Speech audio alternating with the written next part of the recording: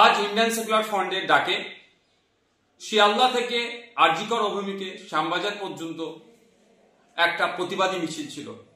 আরজিকর কাণ্ডে ব্যর্থ এবং প্রিয়াঙ্কা হাসদার খুনিদের গ্রেফতার করতে ব্যর্থ, পুলিশি অরাজকতা, পুলিশি নির্যাতনের খুন, স্বাস্থ্য ব্যবস্থায় যে তলানিতে চলে গিয়েছে, আইন শৃঙ্খলা রক্ষা করতে ব্যর্থ রাজ্যের পুলিশ মন্ত্রী ও রাজ্যের স্বাস্থ্যমন্ত্রীর পদত্যাগের দাবি নিয়ে আমরা এক প্রতিবাদী মিছিলের ডাক দিয়েছিলাম।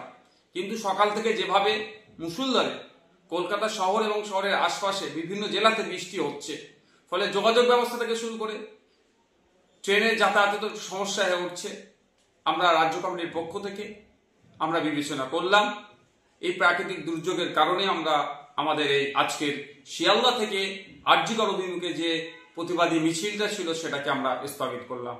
অতি শীঘ্রই পরবর্তী তারিখ আপনাদের জানিয়ে দেওয়া হবে।